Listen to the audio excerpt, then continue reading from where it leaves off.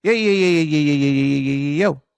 Welcome back to another edition of the Men Who Cry podcast. We have a special guest joining us today. It's always special when Nina Gibson comes on, blesses us with her face, her voice, and her great talent. Nina, how are you doing today in Houston? I'm in Austin. My fault. Yo, see, listen, you know what I'm saying? Listen, I've been to both Houston and Austin. Very lovely cities. Very lovely cities. I love Houston. That was probably the only. Never had a bad time in Houston, ever. All right, I got to share this quick story about Houston now. All right, so this is 22. I think this is 21 or 22. Me and my boys are like, yo, we got to go somewhere. It's like December time. Like, well, we got to go on a trip, whatever. No, we're on a trip. And for whatever reason, somehow we go like, let's go to Houston. I don't know how we got to Houston. We're like, let's go to Houston. So we go to Houston. I don't even know where we're staying at. We're at some spot. So I'm chilling there. We're having a good time. Boy. We end up going to this place that is literally called, I think, The Spot. Now, someone, if y'all people listen to this are from Houston or know what I'm talking about, please in the comments let me know. I'm pretty sure it's called The Spot. Okay. When I tell you this was the most like hood shit I've been to, and again, I've been to some places where I thought I wasn't gonna make it out. This felt like one of the places, and I'm in a place where dudes are just carrying. So we go inside, and I'm like, well, I think at that point I was 28, 29. I lived that long. I'm good. You know what I mean? I walked inside. Oh my gosh. That was the best time I ever had in my goddamn life. That place was great. Okay. They gave something called the candy cane, I think it was called. And I was like, yo, this is fire. Like, I don't know what it was. It was super small. It is the classic, like, you walked in, it looks like a hole in the wall. You don't know nobody, and you are just packed in, and the music was bumping. So I'm pretty sure it was called The Spot. Again, if anyone can double check that or confirm that for me, I don't know, but that place was great. So Houston, I had a great time. I would love to go back. Never have a bad time in Houston. And you never leave Houston on a Sunday. I hope everyone knows that rule. Never leave on a Sunday. Why do you not leave on a Sunday? Sunday fun day. Okay. That's just you go to brunch, then you go to the day party and let the night take you away wherever that may be. Leave Monday, not Sunday. Okay. Well, apparently y'all got the spring breakers now too. So that's where they're going at, because they're not going to Miami now either. Yeah, because Miami shut down South Beach in like 2019, and they're trying to bring it back apparently. Yes, because it's money. Anything that leads to money, that was stupid to begin with. That was very dumb. That was very dumb. We don't want for y'all to come back. Just, bro. Idiots. Now Houston getting all the spring breakers. That's the weekend that I actually don't go. I don't go to Houston during spring break time because absolutely not. But yeah, any other time, never have a bad time. Well, low key is apparently I was hearing there were some adulters trying to do those spring breakers. Like there was some 20-something-year-olds, like 28, 29-year-olds trying to roll up on the spring breakers, which is that's odd. And mind you, this was not I know the first thing people gonna think about is like there's a bunch of old dudes trying to get with some young girls. This was gender equality. Okay. This was everybody of all ages, not all races, but of all ages was trying to have a good time. Everybody was trying to have a piece. The locals were trying to see what was up down there. But Nita's here because we are going to talk about the WNBA.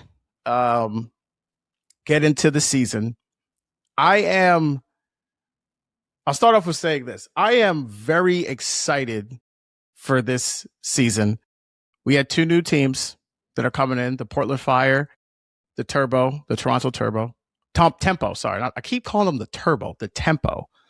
A lot of change, I think, has happened. A lot of people switch teams. Now, obviously, that happens every single year in every single sport, but this year was the first time we've had 100 free agents.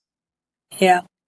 And a lot of people stayed. We can get into the Liberty in our contenders talk a little bit, kept damn near the whole team. But I'm curious for you, Nina, like what's your kind of expectations for the 2026 WNBA season? I think a lot of it's excitement. I'd argue that there's just a lot more excitement even before, like, I think there was like a huge like influx of fandom and excitement when Caitlin and Angel got drafted. But this one is different because now you're looking at we're entering a new era of women's basketball. They're getting paid more, paid a lot more fairly. They fought for what they wanted. They got what they wanted, despite everyone boo-hooing about it and acting like it was coming out their damn pockets. And I think, when you see people not playing in vain anymore, and not just doing it for the love of the game, but actually being able to like provide properly and not without like having to make up for the rest overseas, I think you're going to see a different type of play from these ladies. I think you're going to see a different type of passion and a different type of heart, because I think they've always had heart, they've always had passion, but there's always been that thing in the back of their head where it's like, oh, I got to go overseas after this. Am I ever going to get a real break? Is this worth it?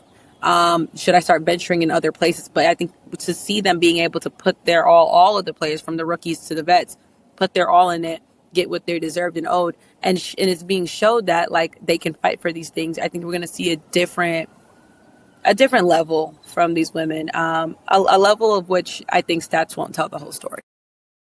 Yes, and like you said, the money thing I think is a big part of this. I went up to Toronto earlier this year for a conference. I've said this. I feel like I said this story on this podcast before. Yeah.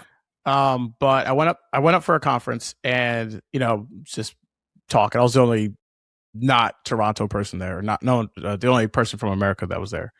So we just got to talking, whatever. I met some people, they kind of knew I was into sports. And I was talking to someone and they were saying how like they're really excited for the Tempo, the team that Toronto has now. And they were saying that all of their regular season games are going to be at the Toronto's practice facility, the Raptors practice facility. Cool. Okay. But Caitlin Clark, I believe, if I'm not mistaken, is going to have 2 games in Toronto this year.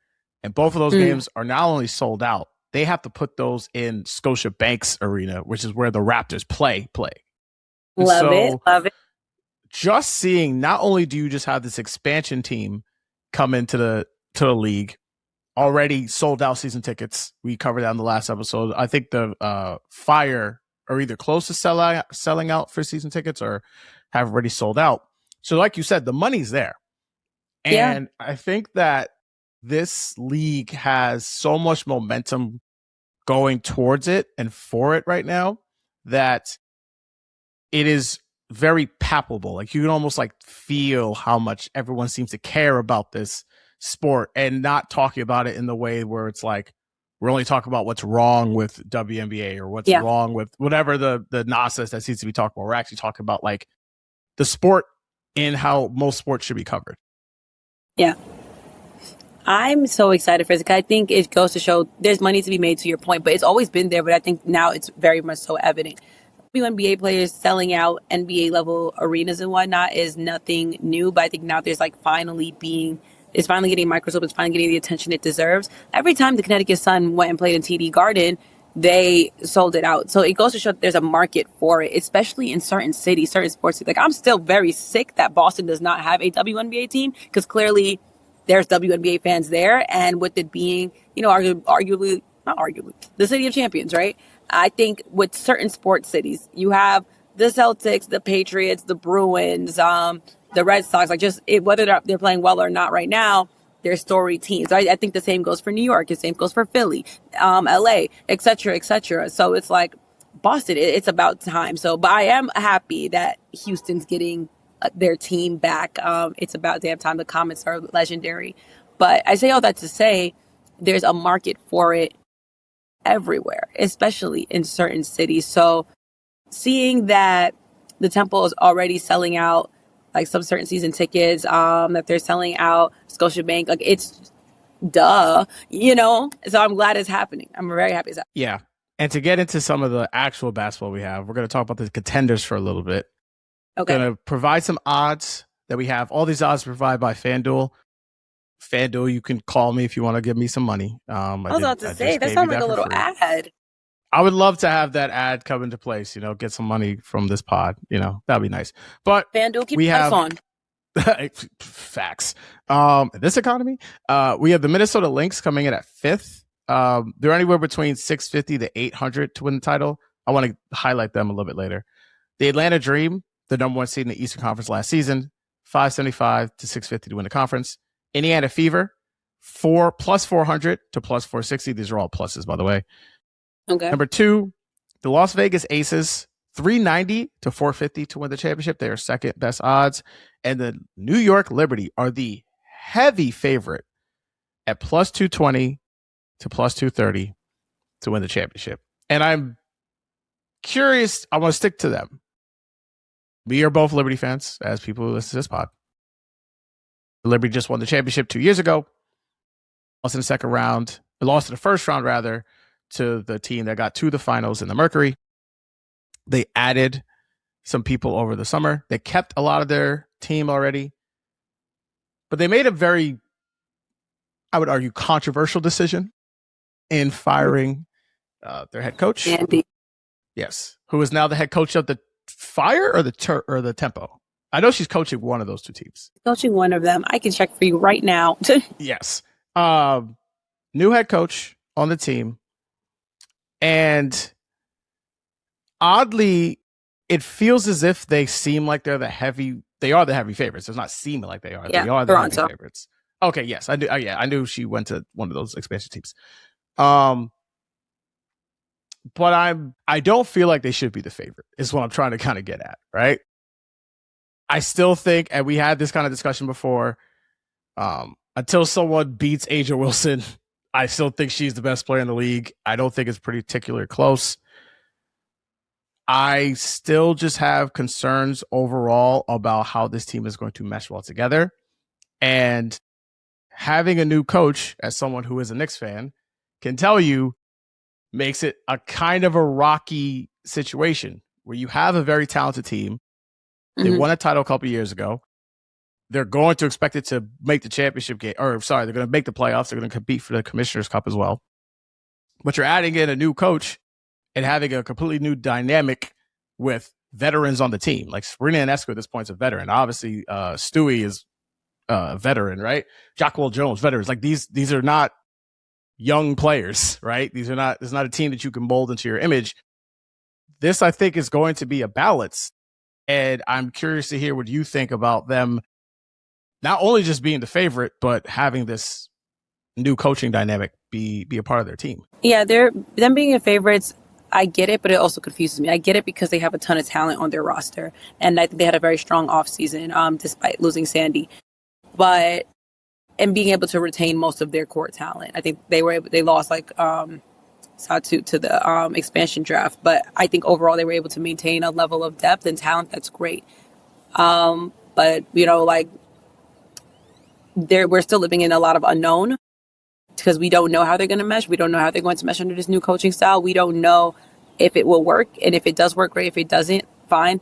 And I think what scares me is last year they looked very human. They looked very vulnerable. You saw a lot of holes in their games. They weren't protecting the ball. They weren't taking care of the ball. And it was like, what is the reason? And, it's not that Sandy's a bad coach. I think Sandy's a phenomenal coach. But maybe it was time to a change because there's coaches who can only take you to a point. But you make that argument for why am I forgetting his name? Mike what's Brown. His name? Yes, they could take you to a point. They're not a bad coach, but they can take you to a point. But it's like with Sandy, you can say that, but it's like she took them to a championship and they won. So what does this mean? Like what was the rhyme or reason for that? It felt very unfair. But yeah, I think for them, it's a big question mark for me. I'm hopeful because they retained a lot of their talents. Like I said, they had a very strong off season. But it's a lot of unknown. Your coach plays a vital role. Like that is the heartbeat of your team that's not on the court. They're drawing up the plays. They're trying to figure you out. This new coach has to figure them out. And you cannot just look at a stat sheet and be like, I got it. You have to experience these players. It just hasn't yet. So it's a big ass, I don't know, to be very honest with you.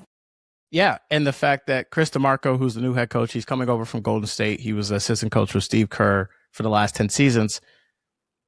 This is not like coaching Steph. I mean, You could argue this is a version of the Golden State Warriors when they had Kevin Durant in this Liberty team. We just talked about the amount of talent that's on this team.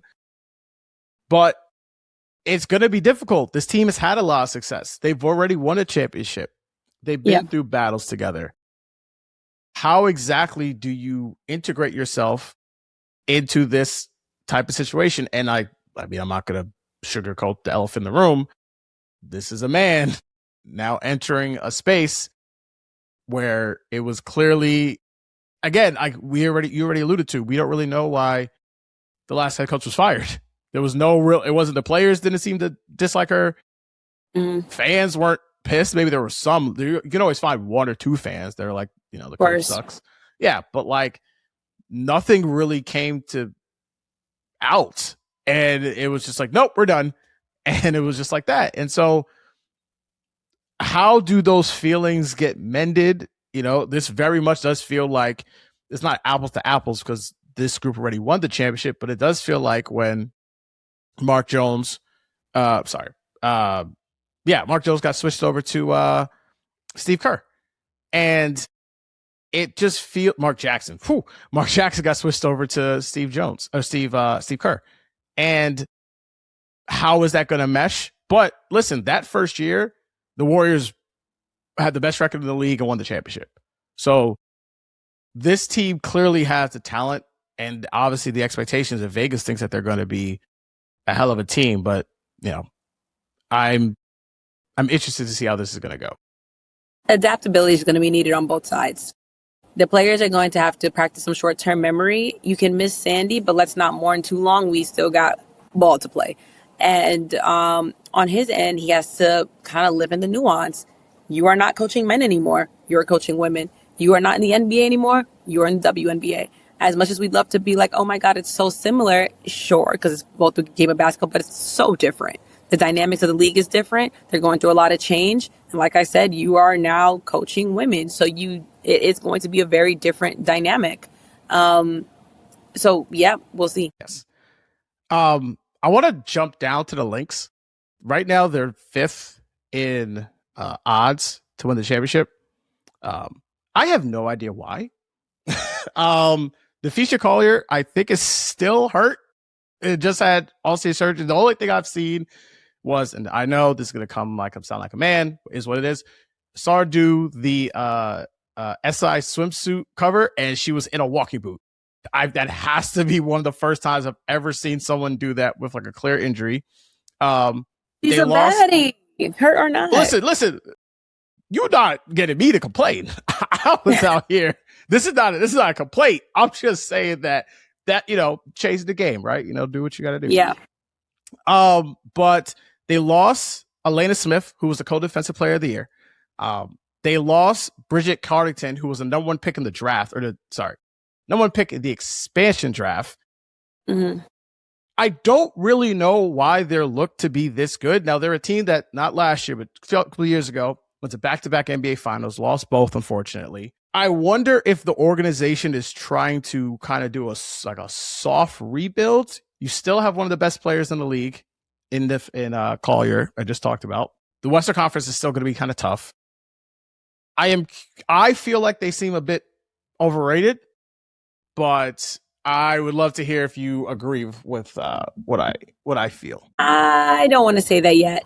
They got Olivia Miles, and she was one of my favorite in the draft this year. She, to me, is one of the most WNBA ready players in the draft. When she transferred from Notre Dame to TCU, she showed that she doesn't need to live in anyone's shadow, because it was definitely her and Hannah Hidalgo at Notre Dame. When she went to TCU, she showed that she can lead a team, lead a good team, and lead them efficiently. She's proficient. She has high basketball IQ. She knows how to fall in line when need to. She knows that her off-ball proficiency is one of the best parts of her game. And I think Minnesota is getting someone, again, WNBA ready with very high basketball IQ. So if I had to guess, that's a major reason why they're still looked at in such high regards. WNBA rookies that are drafted pretty high up, they tend to do very well. And they tend to be a really big difference makers for the teams that they join. So if I had to guess why they're still up there so high, is maybe because of them drafting so well. Yeah, second overall pick. Yeah, I just see it right Hmm. after, right behind AZ Fudd. I'm trying to Yeah. see what Nafisha actually did. Left ankle Yeah, what's the surgery. injury So and how she, long is my girl out? yes, it says that she's going to miss the start of the season, which is why I'm kind of like, we'll see how it goes. It seems like the timeline is expecting her to be back doing on-court duties in June of this year. So seems like she's going to miss about the first month of the season. Now, Okay. can you tread water in the first month of the season and then try to make it in on the back end of the playoffs? Me and you talked, like we were saying, is Vegas going to miss the playoffs? Because they were like 500 for a while and then just Yeah. ran off and obviously won the championship. Clearly, if you're bringing back an MVP level player who's healthy by the time she comes back on the court, you'll have a chance to get into the postseason. But we will see how that goes. Now They'll we be have to fine. talk. You just can't be a prisoner of the moment. Yes. Now we're going to talk about. I don't know if Angel Reese is the lightning rod of the league, but I kind of feel like this is her at a crossroads in her career. Yeah. She got traded. For those who don't know, she was traded to the Atlanta Dream right when like the free agency started. It was like one of the first moves. And I don't want to sound patronizing because I think a lot of times when men talk about the WNBA, they only know about like two players. And the main commentary that I heard from this was, this is good for her brand. And I'm Yeah. like, yes, it could be. It But is. I also think we should talk about her on the basketball court. And her leaving Chicago seemed to be an utter mess. Now, I do not want to take blame off of the Chicago Sky. They seem like they're a mess. One of the main things that I always do when I talk about sports is I blame it's a top-down product, not a bottom-up product, right? You can only do if your owner, if the GM, if the head coach is all pulling in the same direction, and if they're screwing up, they're screwing up. But I also think that if you are, by and large, I believe to be the best player on your team, by default, if you are the best player on your team, you are a de facto leader. This is the whole Kevin Durant conversation, Charles Barkley conversation, right? Like, people will just look to you if you are the best at your job. But it very much seemed like her teammates hated her. Like there's a report in the Athletic where she came out and said how she essentially needed better teammates, and her teammates were like, "What the fuck?" I don't necessarily think that was something that was to put her in the best light. The reason why I think that this is at a crossroads is because she's obviously a very talented player. She's been two-time WA All-Star. She's been on the U.S. Select Team. I would be pretty shocked if she doesn't represent us in 2028 in the LA. But I don't want the conversation about what Angel Reese does off the court to overshadow her basketball ability. She did improve this year. I talked about on my pod a couple months ago about her field goal percentage, and she's joining a team that has real expectations.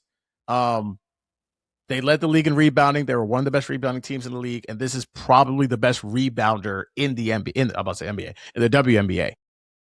But I am curious, and I would be lying to you if I didn't think that what she brings chemistry wise could be on the team, because they could win the championship. You know, we just went over their odds, right? They're fourth in the odds to win the title. They could absolutely win the title.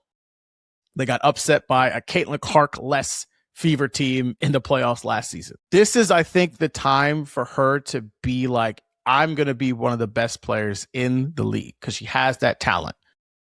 But I'm very much concerned about how exactly that's going to play out with her on a team that has real expectations on it for them to go far in the playoffs and definitely get out the first round. I like the move. I like the trade a lot. I think Atlanta provides kind of shooting and playmaking that complements Angel Reese's interior game. I think like they like with Ryan and oh my God, Gray. Yeah, they're going to I think they're going to really play really well together. I think the player development's going to work well because they have a coach that's kind of known for fostering young talent, making sure all of that happens, and that kind of goes into the supportive environment. And I think also too, it being good for her brand also helps. Because let's be real, Angel cares about her brand. If her brand's not good, she's not playing well. That's a big reason why, even before the WNBA players were making real money, that's how she was making money. Her brand really matters to her. And what she provides works great for Atlanta. It is perfect for Atlanta. Her style, her look, the way she talks, the way she plays. And currently, it's good for the Orlando Magic in this Pistons series. If you know, you know. Yes, if you know, you know. And I think it overall works. I think if you have you ever had a happy wife, happy life, it's kind of like happy player, happy life in a sense. And if you have a happy player, things will go fine. In Chicago, I didn't love certain stuff, like exact in terms of her like not participating in the exit interviews and whatnot. Yes, it's optional, but also it's highly encouraged for a reason, and it's important because you want to show that team camaraderie, and it also kind of hints at what the hell's going on in the house. You don't bring them in-house problems out-house, and I think they come 100% expose that. Her, Vandersloot, the whole nine. But obviously she's going to be the one that's going to be up front and center. She's the most popular one. So I think that this is more of a nice little restart for her in the W. She got her welcome to the W moment. She's been able to experience what W is about. I think now she can really play for real the way she's supposed to play. She's in an environment that fosters it. I think everyone, again, what they have right there, their strengths complements her game. And again, it's good for the brand. The brand really matters for her. And I compare women's basketball to track a lot, where unfortunately, and we can talk about this later when we get to this, it almost feels like your marketability may matter more than your talent at times when it comes to certain sports. And a big part of it is because the sport needs to grow, and the marketability kind of helps that happen. If you're talented too, whippy, that's a plus. But sometimes talent is not always selling all the tickets. That's a big reason why they say sometimes offense sells tickets, defense wins games. And yeah, like I think it's going to be like that for a little while when it comes to certain niche sports or sports that needs to grow. So I don't think it's a horrible thing that her being there is great for her brand, because it's also great for Atlanta's brand. And I think everyone can win in this scenario if it plays out the way it needs to. Exactly. So I'm excited to see how the Dream go ahead and play this season. Last one of the teams that we had to talk about, I feel like is everyone's favorite team. It's the Fever. Like I said, third best odds. That's the thing. They're people. But here's the thing. We need that. I sometimes, a lot of times when I talk about the WNBA, you can't help but bring in like your eyes to it, right? I have male eyes. This is the other eyes I have. Yeah. And I feel like a lot of times there are these like two conflicting things, and we'll get into this more with the AZ Fudd, Paige Becker's kind of conversation. It is like hating players is good. Like it's okay to hate them, right? Like it's a villain. That's a story. Exactly. Like in my soul, I hate Halliburton. In my soul, okay? But that guy's a great player. You need him in the league. I don't like that he's hurt. Yeah.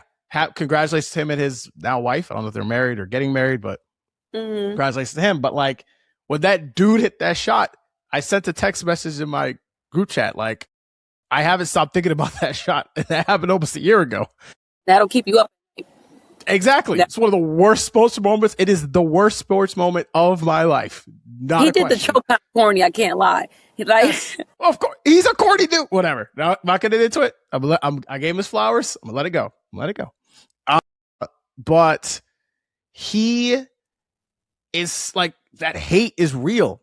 And I feel like people are almost like taking it to a place where it doesn't have to be with the Fever. Now, I can't speak to the fans, and a lot of times I feel like people elevate bots to places where I don't know. Like, I do not think the people who are crapping on their draft pick who happen to be a black woman, I cannot believe that they are fans. I can't mentally believe that those people actually watch, let's keep it a stack, a bunch of black gay people consistently. They don't. Exactly. And then they're fans of Fever. That doesn't make any damn sense. Okay. Yeah. So with that being said, I do think that there is a level of hatred towards Sophia Cunningham, to Lexi Hall, to obviously Caitlin Clark. But like you said, they're very good. They had a very good offseason. And like, I was very impressed with what they were able to do. They didn't have Caitlin Clark throughout the playoffs, and they played very well in the postseason last season. Now they're getting her back. Sophia's coming back. She was also hurt as well in that playoff run. And I think they're going to be a real threat. And so this is not maybe even a question about the Fever. I think it's more a question about them being this hated team now and how WNBA fans are going to now almost wrap their minds around this new concept in my eyes of like, these are not cute stories anymore. This is like a real team that people are, generally going to dislike. Yeah. Indiana, if you like reality TV and mess, Indiana is the gift that keeps on giving. I think since Caitlyn was drafted, it was the immediate Caitlyn versus Angel compared to Larry versus Magic. And that kind of carried through, and the fans followed, like literally directly from college basketball right into the W, which has been great and which has been not so great. Because again, it comes in with this odd, bigoted vitriol towards any black player against Caitlin Clark, which then brings in the other side, is bringing a lot of vitriol towards Caitlin Clark. So now we are at odds at this big race war. And an analyst on ESPN, why am I forgetting? Rebecca Lobo, sorry. She said it best. A lot of the time, people were kind of giving this toothless argument some fangs with the way they were kind of retaliating or acting or going against it. And while a lot of feelings may be valid in this, I think some of the reactions and actions and the way they'd retaliate wasn't just. It's when, I think she said this when Kennedy kind of like shoulder checked Caitlyn unnecessarily. And that was where she said, yes, you guys are giving this toothless argument some fangs. And then now, as we continue to go on, they're good. And it's giving a narrative. And Caitlyn's shooting the lights out. And Caitlyn's doing what we really expected Caitlyn to do, and then some. And she's continuing to play well until she gets injured. And then you realize, wait a minute, this is not just the Caitlyn Clark show. This is actually a very solid team. Aaliyah Boston and company, they are balling the hell out. And then now this year, they've drafted Raven Johnson, which, in theory is amazing. She's, the reigning SEC Defensive Player of the Year. Obviously, if you're watching, you see why Dawn loves her so much and what she contributes to South Carolina, or contributed to South Carolina at the time. But now it's like, ooh, remember when Caitlyn kind of waved her off when they played each other? And everyone's kind of bringing it back to that. And then now we're bringing back in the fans who want to reference that and call her all different types of names. And when all that happened, Raven said, I almost quit basketball. So this kind of goes back to what we were saying about Angel Reese going to Atlanta. You want to make sure your players are happy. A happy player plays very well, performs very well. So my concern right now, this upcoming season, is they're not going to get the Raven Johnson that they should be getting at the talent and potential that we know she could be playing at. Because if they get her, plus a healthy Caitlin Clark, and obviously every other team, everybody better watch the hell out, because they'll be dangerous.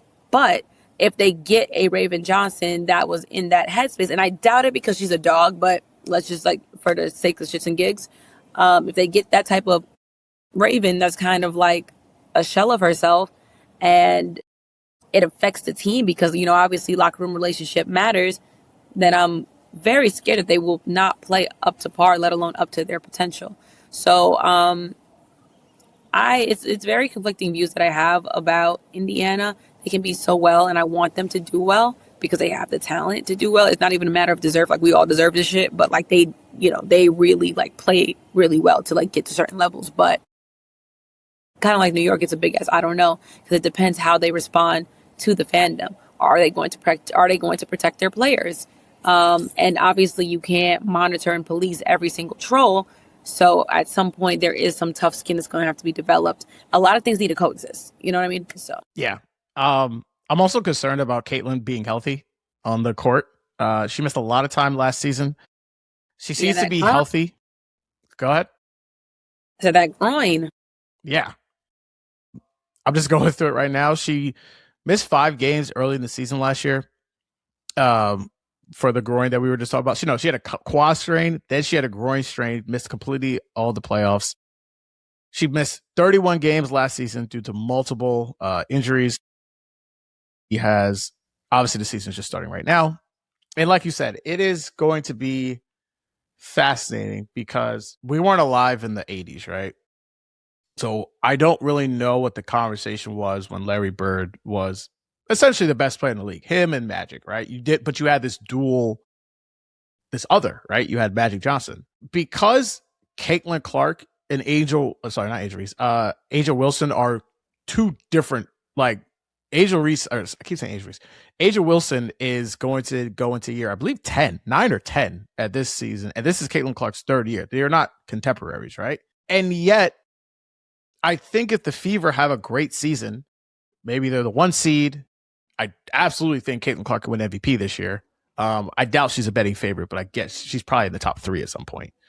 That dynamic of, like I said before, of what this league initially was built on, which is gay Black women, shifting over to its best player, or at least the face of its league now being a straight white woman. Mm-hmm. I think that dynamic is going to be a different play the further we get on. Now, we do not know who's going to win this title. We do not know how this is going to play out, but we both expect the Fever to be really, really good.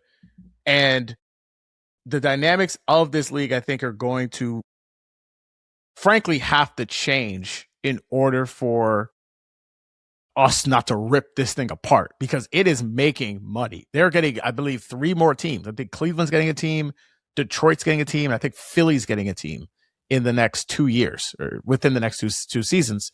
So the money's coming, and I don't think anyone's going to really leave or be like, I'm out. But I do think the conversation, I do not want this to become the NBA, where by and large part the NBA conversation is too many games, people are tanking, injury management. Oh, but the playoffs are great. You know, like, it should be about the basketball.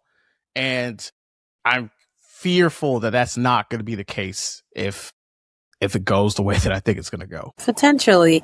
I think after they add these next few teams, they should pause and start adding roster spots to each of these teams. There's not enough. Like 12, 13 is just not going to cut it. I think they need to start working on that. They need to start working on like a G League equivalent. Yeah. Before we get into anything, a dog wants attention, but he's trying to be in the G League or whatever you call it. Yeah. But yeah, like I think that's the thing that kills me, because there's a lot of players who just, they're suffering. They're really like think about like a Deja Kelly. Often she's talented. She is a WNBA caliber type of player, but has to play in Athletes Unlimited, which is not a problem and in a great league, but it's very secondary to the WNBA. If the WNBA had more roster spots, she would not be having to do other things to play basketball. Exactly. At this point, at least on the WNBA, there's a little bit of a kerfuffle online, I would say. AZ Fudd was the #1 pick in the draft this year. Played with her former teammate, Paige Beckers. Both #1 overall picks, both winning national championships at UConn under Gio Auriemma. And there was a little bit of a issue where a Dallas writer asked, essentially, are they in a relationship? Asked AZ Fudd this question. And Dallas PR essentially said, we are not getting into players' lives in this situation. Paige Beckers was then asked kind of the same question during her media availability, and essentially said, I'm going to keep that private. Now, I think there's 2 points to this. One, I thought Paige handled that right. Like, by and large part, while I think this could be a beautiful story, a story that people could appreciate, if you don't want to tell nobody your business, you don't have to tell nobody your business. And I think that response is valid to a question that I personally found to be valid. I think a lot of people had a problem with the question being posed. And here's the thing where I talk about where the league is going to have to grow in its sense, right? There are just going to be new eyeballs and new people fascinated with the league. Right. Just because that some people know that Paige Beckers and AZ Fudd are allegedly in a relationship doesn't mean everyone knows that. And it doesn't mean that, while, like I said, they want to keep that private, that's their choice. The only reason we know that their relationship is because of AZ Fudd taking a picture and saying that she was Paige Beckers' girlfriend. So the way that this league is going to be talked about by fans, by the media, is very much in its embryonic phase where it's changing as it's going. I don't know if that means we need to have more LGBTQ plus representation in the media itself. We probably just need that in general. I don't know if that means that these things are just topics that are off the table. I don't know. And I think chastising someone for asking questions, clearly not in a malice way. This wasn't a TMZ reporter trying to see if these two ladies were having sex. They were generally asking how is that going to play being on the court? This is not the first time two people in a relationship, secret or open, have been teammates. I forgot her name right now, but the woman who was on The Fever, who got cut, went to go play with her wife on the Mercury. Like that was a very open, that was like a very open kind of conversation. And I feel like everyone who watches the league or knows this league, this is the situation. So I'm curious for your take on how that dynamic's going to play out between a league that's clearly growing in, frankly, a country that seems like it is doing everything it can to hate on women and Black women specifically, and people in the LGBTQ plus community as well. Yeah, no, I think when we start off with like just the situation with the Dallas Wings and the PR rep, I'm all for protecting the women, but we can't baby them either. They're still professional athletes in a professional league. To your point, the reporter asked a very valid question. If we're in the NBA space and two of these dudes is dating, I'm going to be like, hello, how is that going to affect your play on the court? Because let's be real, when you are dating someone, maybe breakups happen, maybe fights happen, maybe things happen that could affect how you play. Because I know for a fact, if I'm going through a heartbreak or something, I might be off my game at work. And now if I'm going through a heartbreak and I'm like passing the ball to homie, we might have an issue. Like, I mean, obviously there's a level of professionalism you have, but let's be real. Let's live in this real life world. So with all that being said, it's a very valid question you can ask. Now, the same way it's valid that this reporter can ask this question, it's very valid that AZ could respond and say no comment. I don't think she needed like mommy PR to step in and be like, hey, we're not doing that. You are 100% entitled to ask what you want. And if you want to act like Giannis when Malika asks a certain question and be like, hell no, and walk off, then you're well within your right. If you want to be like LeBron, take your little purse and get to going, go ahead. Be better next week. Next you know time. what I'm saying?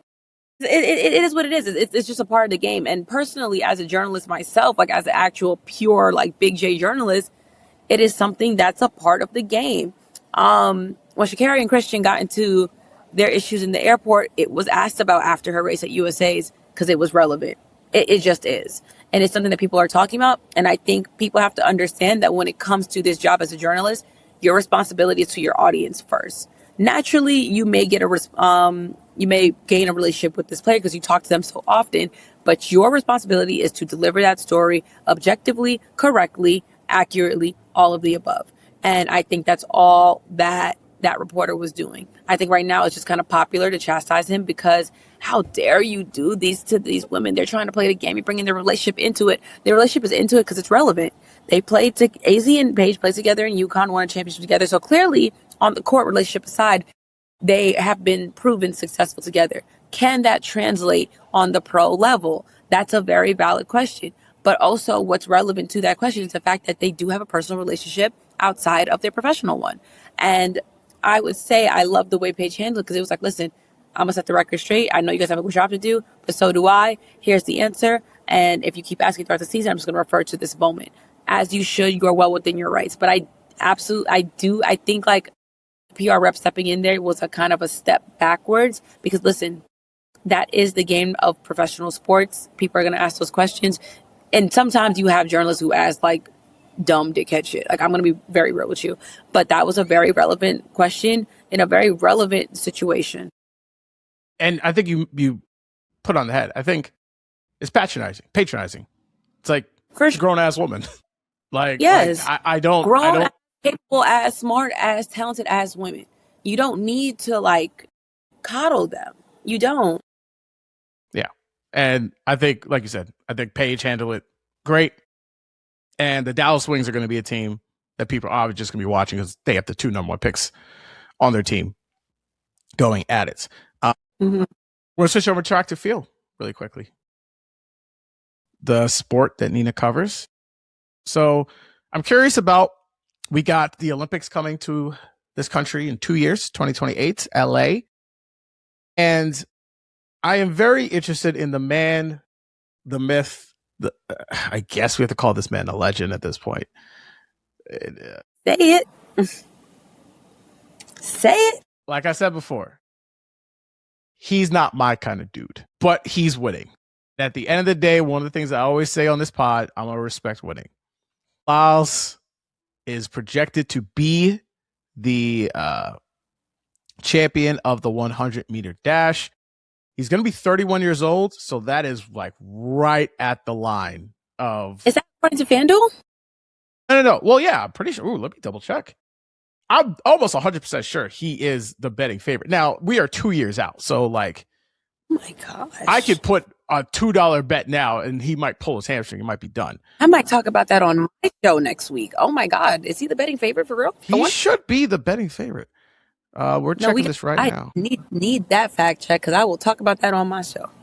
Because why? 8. We're about to do this right now.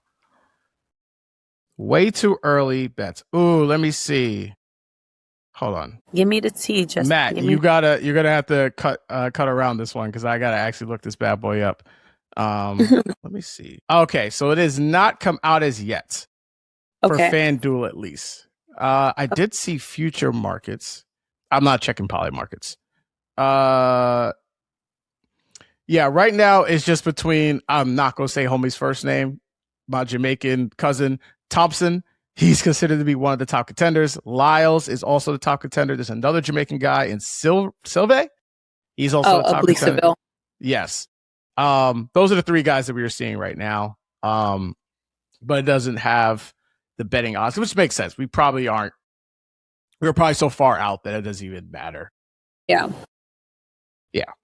But still, the point is that we believe that Lyles is going to be one of the guys. At least he's going to be the best. Well, we can get into if he is the best American or not. But we will see him compete, and he's right at that age. I believe this was the same age Bolt won his last medals. He's 31 years old. Was it that Bolt won his last one? 2012 was the last year that he won. I'm saying, like, was he like the same age you said? He was at the same age. He was 31 years old. Yes. When so you're saying Noah would be the same age as Bolt when he won his last. Okay. Exactly. Okay. And so that for me is like, this essentially is his last race or his last moment in the sun. You already talked about how track and field people have to, their brand means everything, right? You're only going to win so much money from these events. You need to do all these other things to be able to capitalize on your money. My only question is this man going to embarrass us?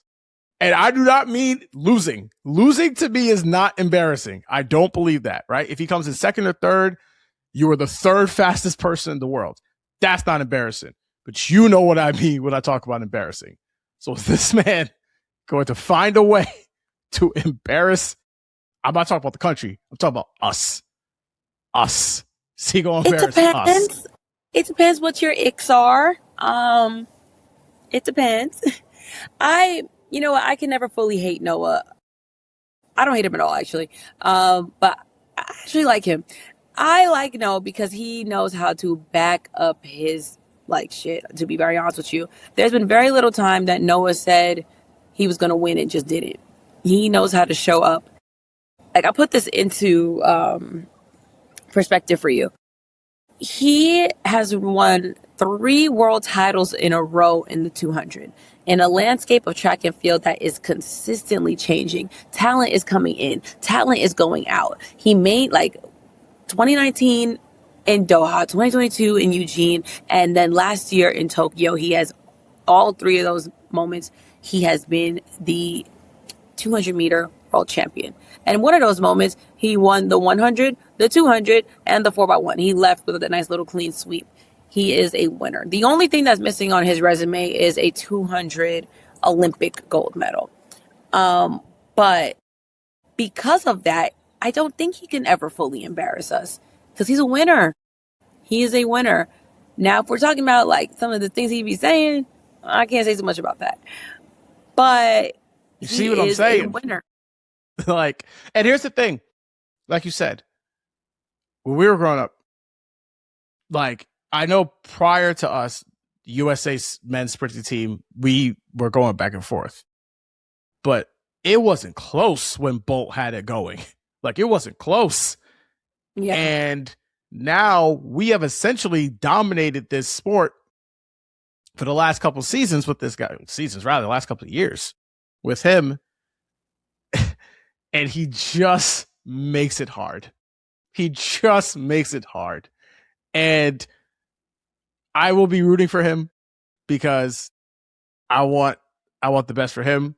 I know he just got married. Beautiful wedding, beautiful wife. Congratulations to him and his lovely I wife. wish I was invited. I'm not making the right friends because I wanted to be at that wedding. It looked fun. It looked nice as hell, man. But he is a guy that it's going to be, like I said, we're right before we hear his name again because track and field, it's like when you're Olympics and then we kind of go down, then we pop back up. So he will obviously be one of the guys that we expect to win. And like you said, maybe he will be able to go out on top because that picture of Bolt looking back at the guys is one of the most iconic pictures you will see of him having just a nice gap between him and all of his competitors behind him. I do want to talk about Quincy Wilson. I do not know much about this young man. Mm-hmm. He is going to be 18 years old. I don't know if he's 18 yet, but he's going to be 18 years old this year.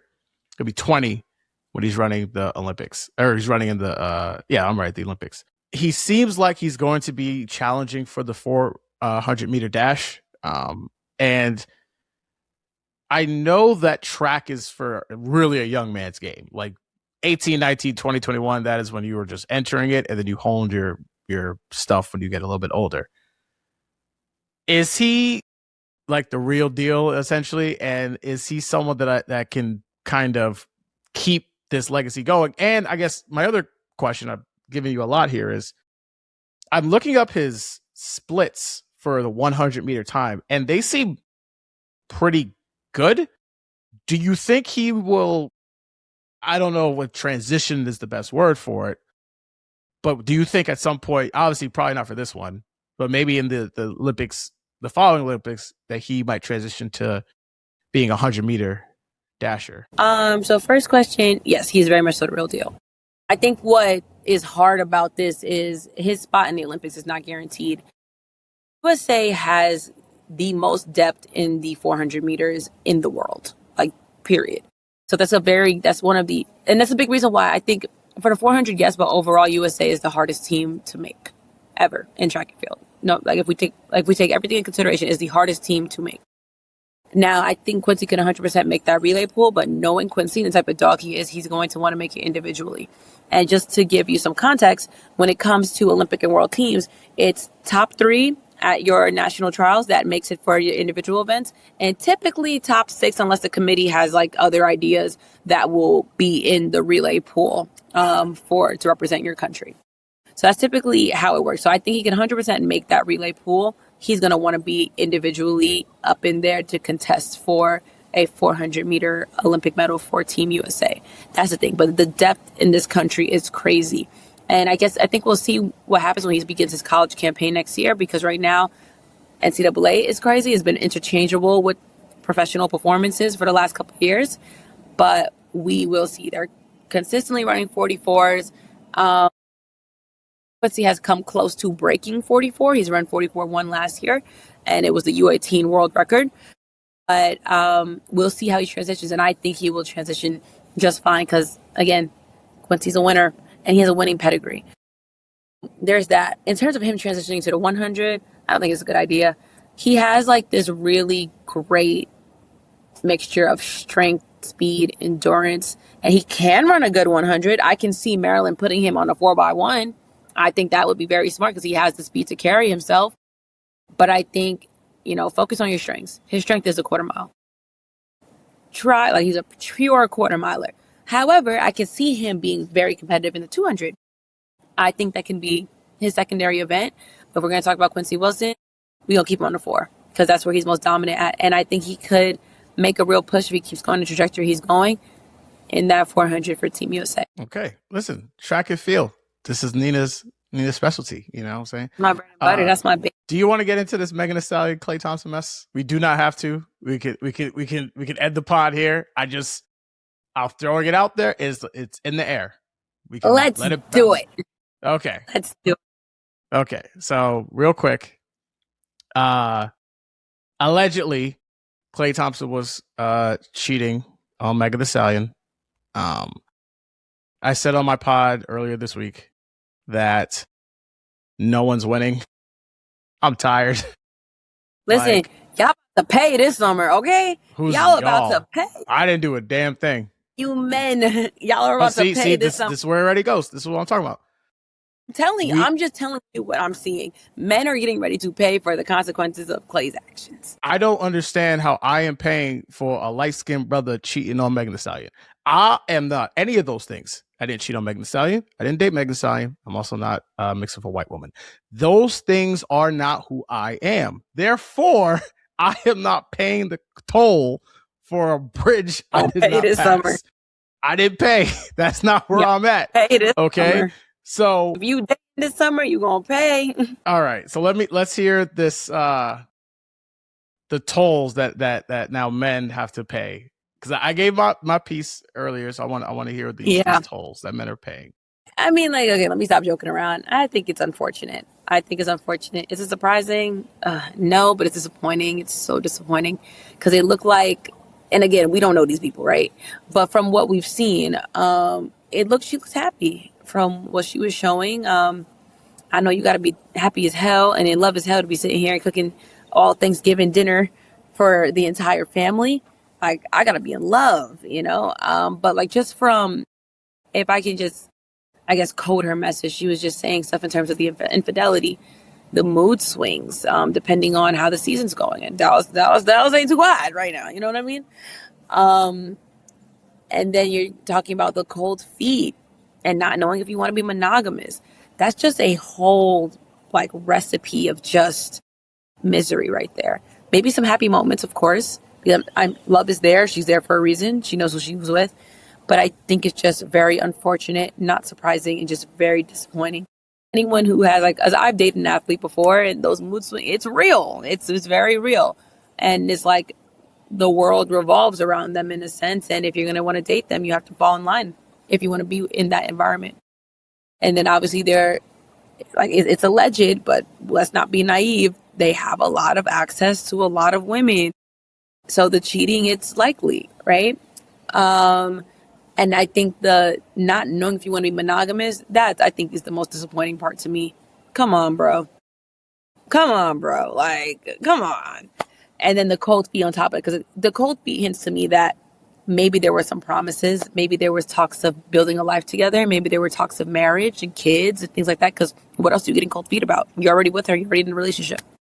So it's one of those things where I think people are taking it so hard because, one, they were rooting for them. And it's like, you know, in this culture of hating men, you know, they're like, we liked you. We picked you and you disappointed. This is why we hate men. And I think the other thing is it's just so relatable in the most painful of ways. It's so relatable. And, like, again, in the most painful of ways, because you talk to a lot of women, it's the same story in a different front. And you just want at least one of your girls to be good, you know. And Meg has always been super relatable in, like, her music and the things she said. So I think that's why it's almost getting internalized in a sense, because it's either you went through this, you're currently going through this. Maybe you might be you might be feeling that this might be happening, may happen. Like, you can sense it. You can sense a shift, and it's just a story we all know all too well. Because personally, also been there.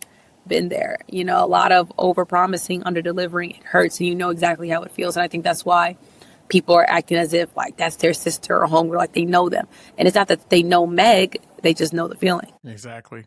Shout out to Meg. The next album's gonna be fire. And oh my God, I hope it comes out when summer drops. What? Need that album? Yes. And then it breaks your heart too, because when she had her first performance since the announcement, she cried on stage. She cried on, I think it was a Jimmy Fallon show or something like that. She cried on stage, and it's like, again, you don't know Meg, you don't know her life. No one lived that life for real, but you know how it is to go to work after you got your heart broken, and you have to slip away to your car to go cry because you can't get it out your head. And this is your new normal until the feelings finally, like, it hurts so bad.